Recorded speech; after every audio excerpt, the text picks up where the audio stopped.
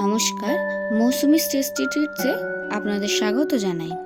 পনির খেতে আমরা সকলেই পছন্দ করি। মাছ মাংসের পর অনেকেরই প্রিয় খাবারের তালিকায় থাকে পনিরের বিভিন্ন রেসিপি।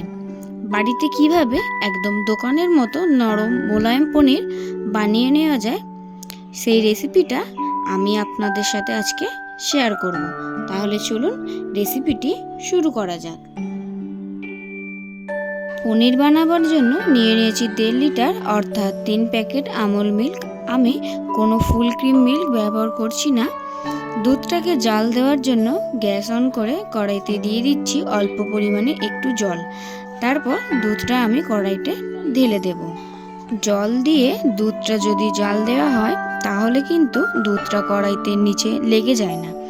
3 প্যাকেট দুধই কড়াইতে ঢেলে দিলাম। তারপর গ্যাসের ফ্লেমটা হাই করে দুধটা জাল দিয়ে নেব।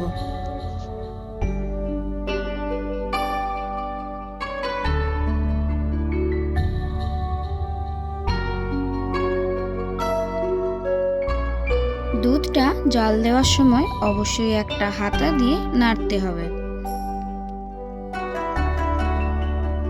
এবার একটা বাটি নিয়েছি, বাটিতে 2 চামচ ভিনিগার ও 2 চামচ পরিমাণ জল একসাথে মিশিয়ে নেব।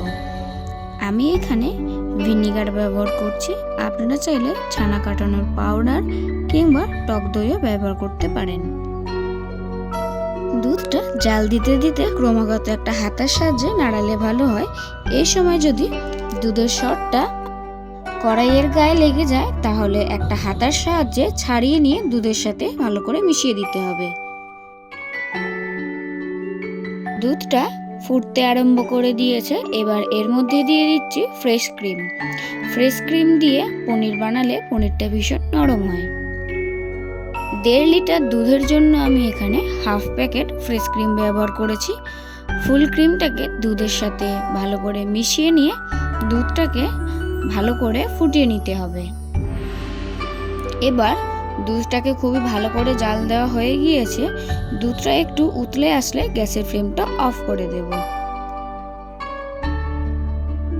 গ্যাসের ফ্লেমটা অফ করে কিছুক্ষণ ঠান্ডা করে এর মধ্যে ভিনিগার মেশানো জলটা মেশাবো। দুধটাকে নামিয়ে নিলাম। তারপর কড়াইয়ের সাথে যে দুধের সরগুলো জমতে শুরু করেছে সেগুলো হাতার সাহায্যে ছাড়িয়ে নিচ্ছি। এগুলো অবশ্যই দুধের সাথে মিশিয়ে দেব, তাহলে পনিরটা ভালো হবে। দুধটা গ্যাস থেকে নামানোর পর মিনিট 4 মতন রেখে দিয়ে ঠান্ডা করে নেব। একদম ধোয়া ওঠা গরম থেকে একটু ঠান্ডা করে নিয়ে ভিনিগার মেশানো জলটা মেশাতে থাকবো। 4 মিনিট পর অল্প অল্প পরিমাণে ভিনিগার মেশানো জলটা আমি দুধের মধ্যে দেব এবং অনবরত নাড়তে থাকবো।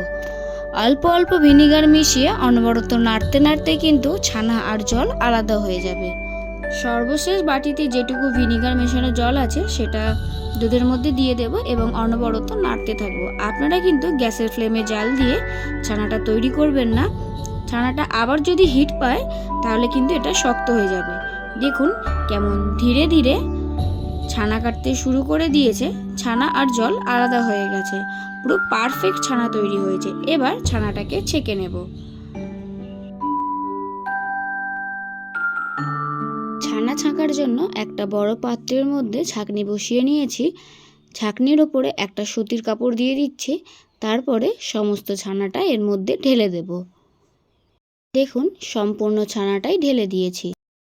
ছানাটা কিন্তু 2 থেকে 3 বার ভালো করে ঠান্ডা জল দিয়ে ধুয়ে নেব, কারণ এখানে আমি ছানা কাটানোর জন্য ভিনিগার ব্যবহার করেছি।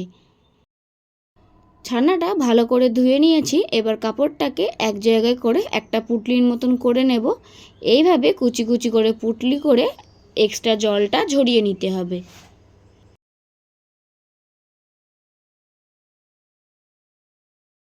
কোনোভাবেই হাতের সাহায্যে চিপে চিপে জল ঝরানো যাবে না, নয়তো পনিরটা শক্ত হয়ে যেতে পারে। দেখুন ছানা থেকে ঠিক কতটা পরিমাণ এক্সট্রা জল বেরিয়েছে।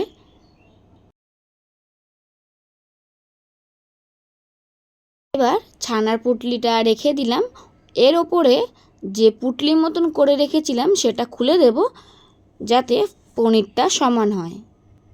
এবার একটা ভারী কিছু দিয়ে ওপরে চাপা দিতে হবে। আমি এখানে নোড়া এবং রুটি বেলার চাকিটা এর ওপর চাপা দিয়ে 1 থেকে 1.5 ঘন্টা মতো রাখবো। এবার 1 থেকে 1.5 ঘন্টা পর ভারী ওজনটাকে উঠিয়ে নিলাম। দেখুন পনিরটা থেকে ঠিক কতটা পরিমাণ জল বেরিয়েছে। এবার পনিরের পুঁটুলিটা খুলব। দেখুন পনিরটা একদম পারফেক্ট রেডি হয়ে গেছে। আমাদের পনিরটা একদম তৈরি। খুব ভালোভাবে পনিরটা সেট হয়ে গেছে। এবার একটা ছুরির সাহায্যে আমি আপনাদের কেটে দেখিয়ে দিচ্ছি পনিরটা কেমন সফট হয়েছে।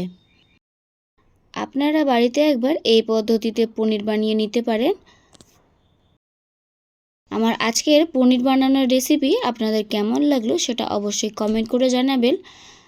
ভিডিওটি ভালো লেগে থাকলে অবশ্যই লাইক করে দেবেন। চ্যানেল নতুন হলে চ্যানেলটি সাবস্ক্রাইব করে দেবেন, যাতে নতুন নতুন রেসিপি আপলোড করলে আপনাদের কাছে সেটা তাড়াতাড়ি পৌঁছে যায়। আপনারা ভালো থাকবেন, সুস্থ থাকবেন, সাবধানে থাকবেন। দেখা হচ্ছে নতুন একটি রেসিপি নিয়ে।